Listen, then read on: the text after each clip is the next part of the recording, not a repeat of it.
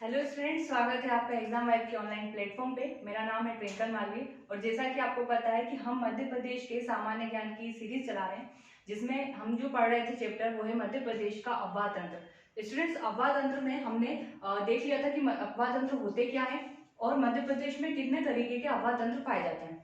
मैंने आपको वहीं शुरुआत करके नर्मदा नदी से शुरुआत करके हमने नर्मदा नदी तंत्र देख लिया था, यानी नर्मदा नदी को पढ़ लिया था। ठीक है, आज मैंने ये मैप बना के रखा है जिससे आपको एक ओवरव्यू मिल जाए कि सारी नदियों को यदि एक साथ दर्शाया जाए मैप पे तो वो कुछ इस तरीके की मतलब दिखाई देगी आपको। ठीक, वहीं जब आप ये मैप देख रहे हैं तो आपके दिमाग में एक चीज और अच्छे से क्लियर हो जाएगी। इस मैप को देखते हुए मैं चाहूंगी कि आप सब लोग अपने कॉपी पे, आपने पहले ड्रॉ नहीं करा कोई दिक्कत नहीं, अब इसको मैप को बनाएं। ठीक है, बिल्कुल ऐसे ही मैप बनाना है आपको। इस मैप को देखने से आपको ये क्लियर हो जाएगा कि उत्तर की तरफ प्रवाहित होने वाली नदियां कौन सी हैं, दक्षिण की तरफ प्रवाहित होने वाली नदियां कौन सी हैं, पूर्व की तरफ प्रवाहित होने वाली नदियां कौन सी हैं और पश्चिम की तरफ प्रवाहित होने वाली नदियां कौन सी हैं। ठीक है, यदि हम मोटी मोटी बात करें तो आपको माही नदी, ताप्ती नदी और नर्मदा नदी ये तीनों कहाँ दिख रही हैं? पश्चिम की तरफ। मैं बोल रही हूँ, आप लोग वहीं लिखेंगे जहां ये पश्चिम की तरफ लिखा हुआ है, वहीं आप नीचे ब्रैकेट में डाल के लिखेंगे माही नदी, नर्मदा नदी और ताप्ती नदी ये कहाँ प्रवाहित हो रही है? पश्चिम की तरफ प्रवाहित हो रही है। ठीक है, और यदि आप उत्तर या उत्तर पूर्व की तरफ, ठीक है, उत्तर पूर्व की तरफ आप देखें तो आपको चंबल, कूनो, सिंध, बेतवा, केन, टोंस ये सब कहाँ दिख रही है? उत्तर की तरफ।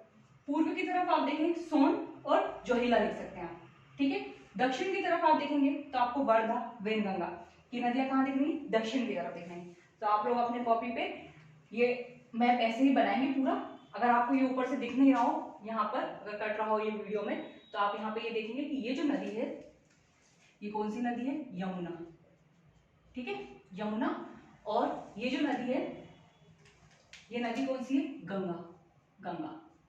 ठीक है स्टूडेंट्स, मैंने आपको बताया था कि सबसे बड़ा जो नदी तंत्र है वो है गंगा नदी तंत्र। ठीक है, अब हम जो लाइन से पढ़ेंगे सीक्वेंस से, हमने नर्मदा नदी को देख लिया, अब हम पहले उत्तर की नदियां कंप्लीट करेंगे, फिर उसके बाद बाकी की नदियां को देखेंगे। तो उत्तर की ओर प्रवाहित होने वाली नदियां, यानी कि इनडायरेक्टली हम कौन सा नदी तंत्र पढ़ना चाह रहे हैं? हम पढ़ना चाह रहे हैं गंगा नदी तंत्र। ठीक है, गंगा नदी तंत्र में भी जो उसके उपतंत्र अगर आप देखें तो एक तो देखिए चंबल नदी तंत्र हुआ, चंबल नदी तंत्र के अंतर्गत ये सारी नदियां आ रही हैं, फिर उसके बाद यमुना नदी तंत्र के अंतर्गत आ रही है और फिर ये जो गंगा में जाके मिल रही है। तो हम सबसे पहले चंबल नदी को देखेंगे आज। ठीक है, चंबल नदी।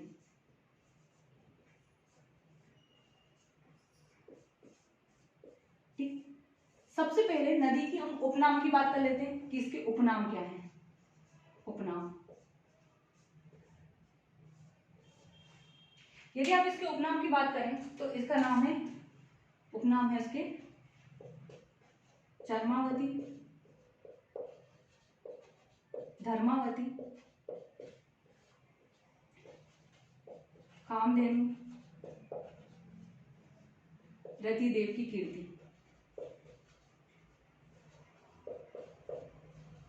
और भी बुक में आपको और नाम मिलेंगे, लेकिन आपको इतने तो याद होना चाहिए कि चरमावती, धर्मावती, कामधेनु ये सब किसके नाम है? ये सब चंबल नदी के उपनाम। एक बार मैं आपको चेक करूं कि प्रॉपर दिख रहा है। ठीक है, सही दिख रहा है। चलिए, उपनाम के बाद यदि हम इसका उद्गम देखें, उद्गम स्थल की बात करें यदि, तो इस नदी का उद्गम स्थल आपको देखा है चंबल नदी ये है स्टूडेंट्स, महू से निकल रही है, मध्य प्रदेश से निकली, फिर ये राजस्थान आता है। आपको यहाँ पता है, हमारी पहली क्लास में हमने आपको बताया है कि मध्य प्रदेश के पड़ोसी राज्य कौन कौन से। तो ये महू से निकली, महू से निकलने के बाद चंबल नदी राजस्थान में गई, है ना, मध्य प्रदेश के बाद राजस्थान में, फिर ये पुनः मध्य प्रदेश में प्रवेश कर रही है। देख रहे हैं आप कि ये किसकी? मध्य प्रदेश और राजस्थान की उत्तरी सीमा, ठीक है, उत्तर पश्चिम सीमा को क्या कर रही है? निर्धारित कर रही है यहाँ से। ठीक है, सीमा में बह रही है और फिर ये वापस कहाँ पर जाके, ये वापस यूपी में जाके इटावा में मिल जाती है। वापस का मतलब पहले निकलेगी, फिर एंटर होगी, फिर वापस निकलेगी। यानी कि यदि आपसे पूछा जाए कि चंबल नदी, चंबल नदी मध्य प्रदेश में ऐसी कौन सी नदी है जो मध्य प्रदेश में दो बार जिसका प्रवेश मिलता है? एक तो वो जब यहाँ से मऊ से निकलती है और दूसरी बार प्रवेश करती है यहाँ पर। ठीक है, चलिए उद्गम हमने इसका देख लेंगे। मऊ,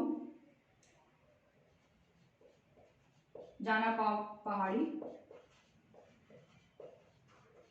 महू कहाँ आता है? इंदौर के निकट, इंदौर। ठीक है, चलिए। और यदि समापन की बात करें यानी कि अफसान की बात करें, मुहाना की बात करें, तो ये कहाँ मिल रही है? यमुना में मिल रही है, इटावा में, यूपी में यमुना से मिल जाती है। यदि हम इसके मुहाना की बात करें, मुहाना कहाँ है?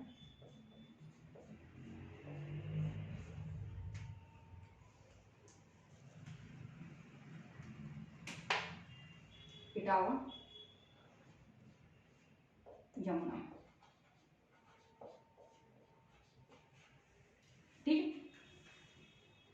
अब यदि हम इसके बारे में, ये तो आपने देख लिया इसका उद्गम और इसका मुहाना, इसकी सहायक नदियों की बात कर लेते हैं। आज हो पाएगा तो हम इसकी सहायक नदियों को भी क्या करेंगे? कंप्लीट पढ़ेंगे। सहायक नदी,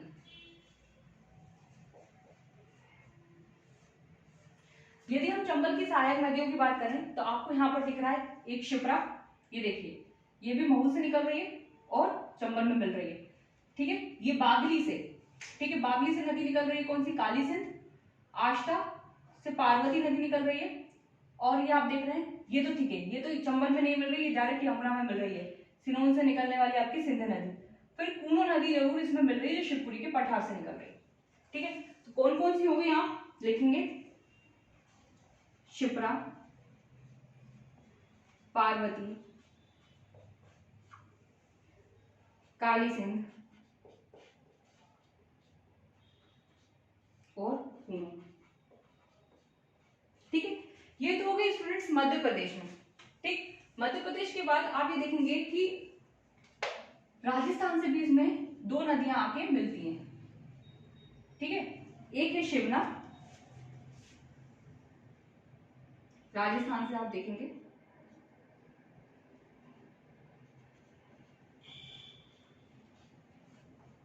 शिवना और बनास। ठीक है, तो ये शिवना नदी राजस्थान से उद्गमित होती है और चंबल में मिलती है। ठीक है, ये कुछ भाग मध्य प्रदेश में भी आती है। मंदसौर आपसे पूछा जाएगा तो आप बताएंगे मंदसौर किस नदी के किनारे, तो आप बताएंगे शिवना नदी के। ठीक है, तो राजस्थान से निकलती है शिवना और बनास, और ये भी इसकी क्या है? सहायक नदियां हैं। हम अभी आज चंबल को कंप्लीट करने के बाद शिप्रा, पार्वती, काली सिंध और कूनो के बारे में भी यहीं पर नोट करेंगे। ठीक है, यदि आपसे पूछा जाए कि चंबल नदी कितने राज्यों में प्रवाहित होती है, तो चंबल नदी 3 राज्यों में प्रवाहित होती है। ठीक है,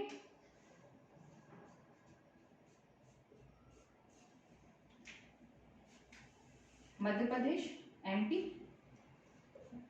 राजस्थान, ठीक है, और यूपी, 3 राज्यों से होकर क्या होती है? ये प्रवाहित होती है। ठीक, चलिए, तो आप लोग इतना क्या करेंगे? स्क्रीनशॉट लेंगे, मैप भी ऐसे बनाएंगे, पूरा ऐसे लिखेंगे। ठीक है,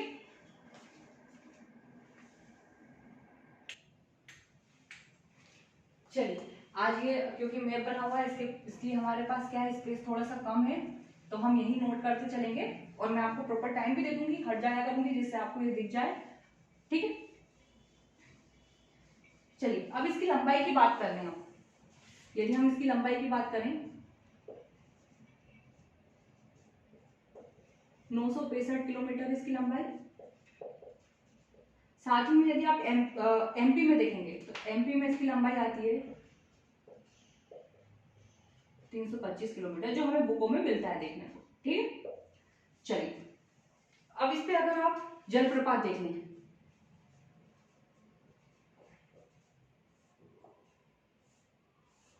जलप्रपात की बात करें तो इसमें आपको मेनली 2 जलप्रपात देखने को मिलेंगे, जो इंदौर में ही देखने को मिलते हैं आपको। पाताल पानी और झाड़दा, ये दोनों जलप्रपात आपको कहां देखने को मिल रहा है? इंदौर। ठीक है, और चूलिया जलप्रपात आपको कहां देखने को मिलता है? राजस्थान में। ठीक है, यदि इसके किनारे शहर या फिर जिन शहरों से होकर गुजरती है तो आप बता सकते हैं इंदौर, रतलाम, मंदसौर। ठीक है, यहाँ पर आप बता सकते हैं श्योपुर, मुरैना, भिंड। ठीक है, तो ये जिलों के नाम आप बता सकते हैं। चाहे तो आप इसमें लिख लें कि जिले कौन कौन से लगते हैं, जिले लिख के जो भी मैंने जिले अभी आपको बताए हैं आप यहाँ पे जिले वाला भी एक क्या करेंगे, पॉइंट बनाएंगे। ठीक है, अब हम यहाँ पर, क्योंकि हमारे पास स्पेस थोड़ा सा कम है, तो हम यहाँ पर पहले देख लेते हैं क्या परियोजना है।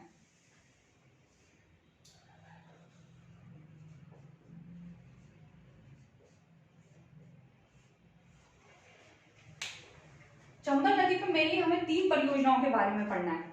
एक है, सबसे पहले लिखते हैं गांधी सागर। कहाँ है? मंदसौर में। ठीक है स्टूडेंट्स, ये जो गांधी सागर है ये मध्य प्रदेश की पहली जल विद्युत परियोजना है। हम सबसे बड़ी की बात नहीं कर रहे हैं स्टूडेंट्स, पहली की बात कर रहे हैं। मध्य प्रदेश की पहली जल विद्युत परियोजना है, मध्य प्रदेश की पहली जल विद्युत परियोजना। ठीक है, और इससे कितना मेगावाट, इससे आप देखेंगे 115 मेगावाट विद्युत का उत्पादन किया जाता है। ठीक है, इससे 115 मेगावाट क्या किया जाता है, विद्युत का उत्पादन किया जाता है। ठीक है,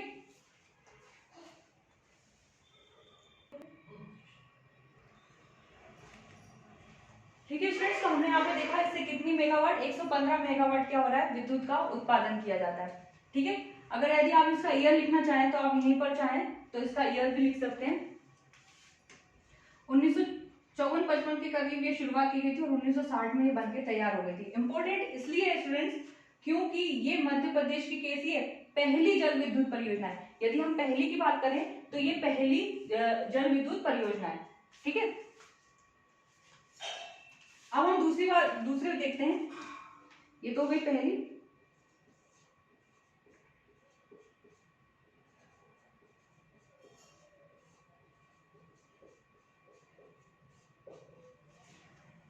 आप सिर्फ गांधी सागर नहीं लिखेंगे, आप लिखेंगे गांधी सागर परियोजना, है ना। मेरे पास जगह कम है इसलिए मैं ये लिख रही हूँ, राणा प्रताप सागर परियोजना।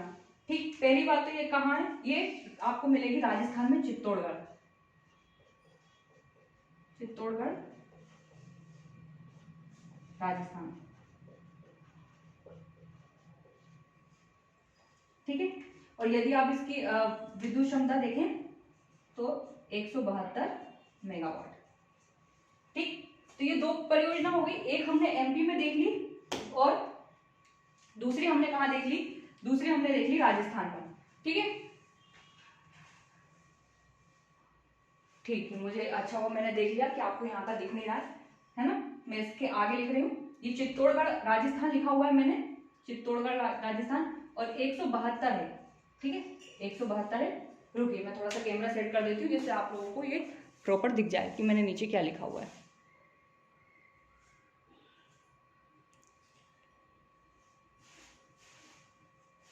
ठीक है, अब ठीक, चलिए, तो ये तो हो गई हमारी दूसरी। और तीसरी यदि हम बात करें तो तीसरी मैं यहाँ पर लिख रही हूँ आपको। ठीक है,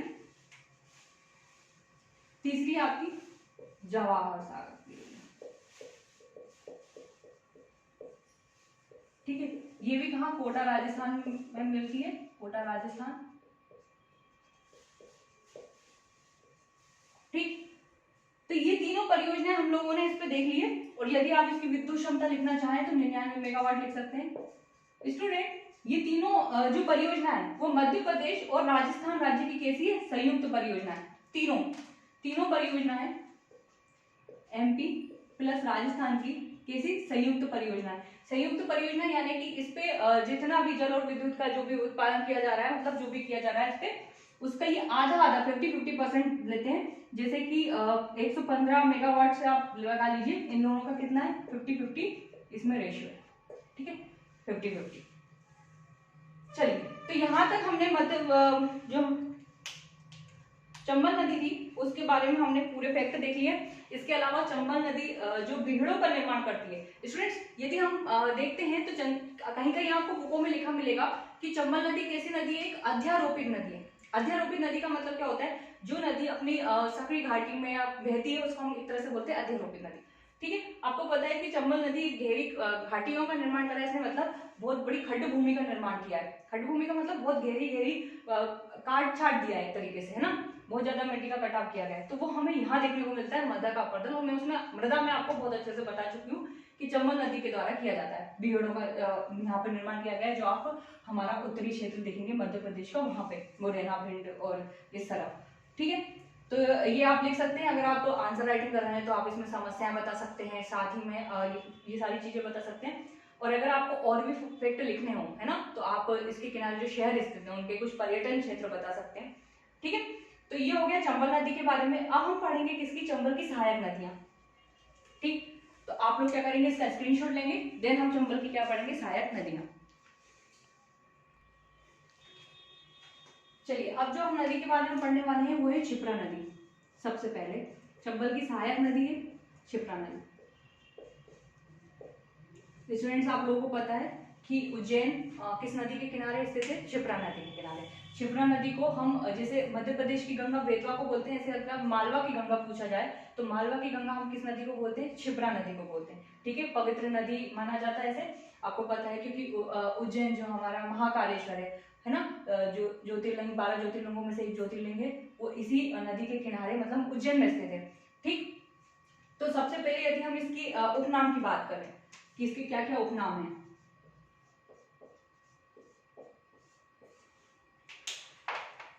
तो इसके उपनाम में आप लिख सकते हैं पूर्ण सलिला, पापहरणी, मोक्षदायिनी,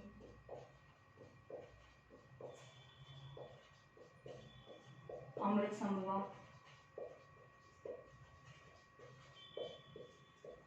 कनक श्रृंगा,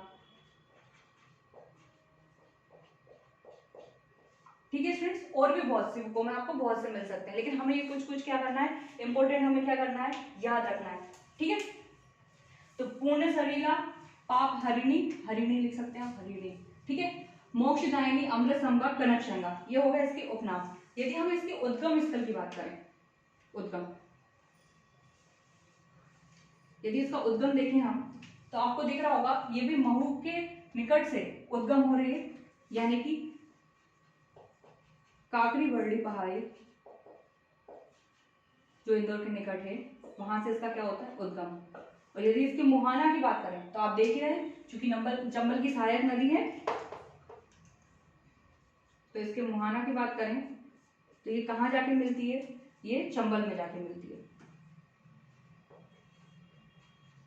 देख रहे हैं, चंबल में जाके मिल जाती है, ठीक है। और आप इसके किनारे स्थित शहर आप कर सकते हैं, जैसे कि उज्जैन हो गया, इंदौर, इस सब से होकर ये गुजर रहे हैं, ठीक। अब यदि बात की जाए क्षिप्रा नदी की सहायक नदियों की,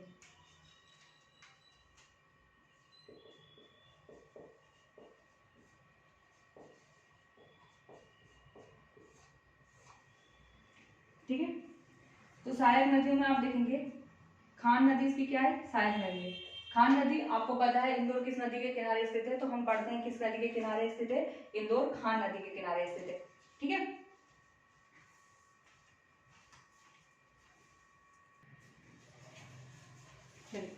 तो सहायक नदियों में आपने देखा कि कौन सी है, खान नदी है, और दूसरी आप देखेंगे गंभीर।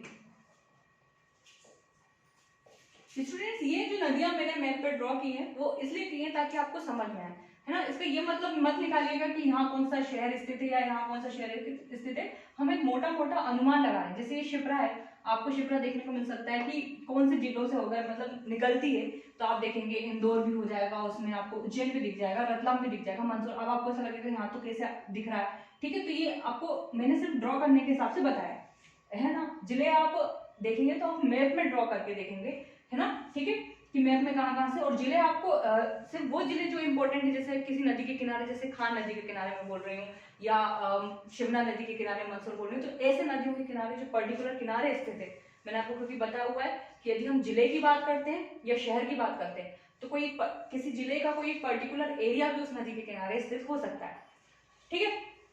तो ये होगी इसकी सहायक नदी खान और गंभीर। इसके अलावा हमें इसमें अगर आपको देखना हो तो आप ये लिख सकते हैं इसके महत्व में या इसके कुछ विशेषताओं में, कि आपको पता है कि इस नदी के किनारे उज्जैन स्थित है, और उज्जैन में हर 12 वर्षों में जो कुंभ का मेला है वो आयोजित किया जाता है, ठीक है। वो कुंभ में किया गया था। आपने देखा होगा 2016 में यहाँ पर सिंहस्थ कुंभ का आयोजन किया गया था। और ये नदी जो है वो जल संकट से जूझ रही है, ठीक है। जैसे कि आप देखेंगे कि जल संकट से जूझने के कारण मैंने आपको लिंक परियोजना बताई थी, यानी कि नदी जोड़ो परियोजना बताई थी, है ना। तो इसमें नर्मदा शिप्रा लिंक परियोजना से क्या किया गया है, नर्मदा और शिप्रा को जोड़ा गया है, जिससे उसमें पानी की आपूर्ति बनी रहे और इसी कारण से वो जो कुंभ का मेला है वो अच्छे से आयोजित हो पाए, ठीक है। जैसे कि आप देख रहे हैं स्टूडेंट्स, खान नदी पे आपको ऐसे पर्टिकुलर आप इंदौर जाएंगे तो आपको ऐसे देखने को नहीं मिलेगी, क्योंकि अब ये तब्दील हो गई है नायक के रूप में, अब आप इसको देख नहीं पाएंगे, ठीक है। तो धीरे धीरे क्या होती है, यदि इनका संरक्षण ना किया जाए या और भी कहीं प्राकृतिक कारणों से लुप्त होने लगती हैं या फिर समाप्ति के कगार आ जाती हैं, मानव अपशिष्ट वगैरह का शिकार हो जाती हैं, ठीक है। अब यदि हम शिप्रा की बात करें तो मैंने इसके बारे में एक इंपॉर्टेंट फैक्ट आपको ये बताया कि जल संकट से जूझ रही है, दूसरा उज्जैन इसके किनारे हिस्से से, तीसरा जो नर्मदा शिप्रा लिंक परियोजना है। पहली परियोजना नदी जोड़ो परियोजना आपसे पूछ जाएगी, पर चूंकि उसका निर्माण कार्य पूरा नहीं हो सका और ये पहले पूर्ण हो गई थी, है ना, क्योंकि कुंभ का आयोजन कराना था। तो नर्मदा शिप्रा लिंक परियोजना भी इसमें आप नोट कर सकते हैं। तो ये शिप्रा नदी के बारे में इतना हमारा कंप्लीट होता है। अब हम नेक्स्ट देखेंगे हमारे कौन सी पार्वती नदी या काली सिंध नदी, दोनों में से किसी एक को देखते हैं।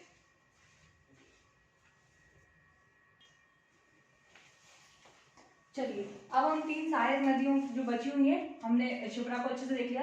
अब हम आते हैं किस पे, काली सिंध नदी पे। काली सिंध, तो ये आपको दिख रहा है बागली, जो देवास में स्थित है, देवास से निकलती है काली सिंध नदी, ठीक है। यहाँ उद्गम और मुहाना, ज्यादा बातें हम इसके बारे में नहीं जानेंगे, ठीक है। तो कहां से निकल रही है, बागली देवास से निकल रही है,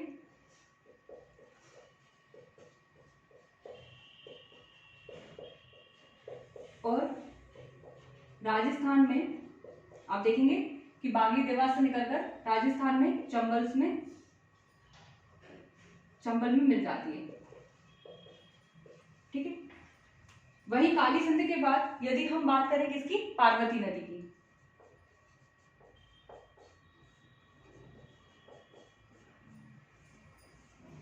तो पार्वती नदी का यदि आप उद्गम देखेंगे, ठीक है, तो पार्वती नदी का उद्गम हो रहा है आष्टा, कहां से, सीहोर से, आष्टा सीहोर। और यदि इसके मुहाने की बात करें, यदि इसके मुहाने की बात करें तो ये भी चंबल में मिल रही है, कहां पर, राजस्थान में, चंबल राजस्थान, चंबल राजस्थान, ठीक है। इनके बारे में स्टूडेंट्स हमें कुछ ज्यादा विशेष नहीं पढ़ना है, हमें सिर्फ ये पता होना चाहिए कि ये कहां से उद्गमित हो रही है, कहां से इनका मुहाना लग रहा है, ठीक है। आप चाहें तो और भी डिटेलिंग इसमें नोट कर सकते हैं, ठीक है। कूनो नदी के बारे में देखते हैं। कूनो नदी का यदि आप उद्गम देखें तो आपको दिख रहा होगा ये कहां से निकल रही है, शिवपुरी के पठार से, शिवपुरी का पठार। और यदि समापन की बात करें इसके, तो शिवपुरी के पठार से निकल के इसका समापन कहाँ हो रहा है, मुरैना में। यहाँ पर आपको पता है, मैंने आपको जिले पढ़ाए हैं, तो यहाँ पर कौन सा जिला आता है, मुरैना। मुरैना में यहाँ किससे मिल रही है, चंबल में, चंबल से मिल रही है मुरैना, ठीक है। जब हम राष्ट्रीय उद्यान और अभ्यारण्य पढ़ेंगे स्टूडेंट्स, तो कूनो पालनपुर जो आपका उद्यान है वो कहाँ पर, वो इसी नदी के किनारे स्थित है, ठीक है, ठीक है। तो कूनो पालनपुर जो नेशनल पार्क है वो इसी के किनारे स्थित है। बाकी यदि आप इनकी परियोजना में देखें तो हम काली सिंध में, आपको पता है कुंडलिया डैम, जो काली सिंध नदी को बनाया जा रहा है, कुंडलिया डैम, ठीक है, ये आप नोट कर सकते हैं। बाकी इन नदियों के विषय में हमें इतना ही जानना है। कल से हम और जो उत्तर की नदियां और जितनी बची हुई हैं, जैसे आप देखेंगे सिंध, बेतवा, केन, टोंस, इतने को कंप्लीट करेंगे हम। गंगा नदी कंप्लीट होने के बाद, गंगा नदी तंत्र मतलब कंप्लीट होने के बाद फिर हम आएंगे हमारी उत्तर या फिर दक्षिण की नदियों पे, ठीक है। तो स्टूडेंट्स, उम्मीद है आपको ये सेशन अच्छा लगा हमारा, और इसी तरह की और वीडियोस के लिए हमारे चैनल को लाइक करें, शेयर करें, सब्सक्राइब करें। Thank you.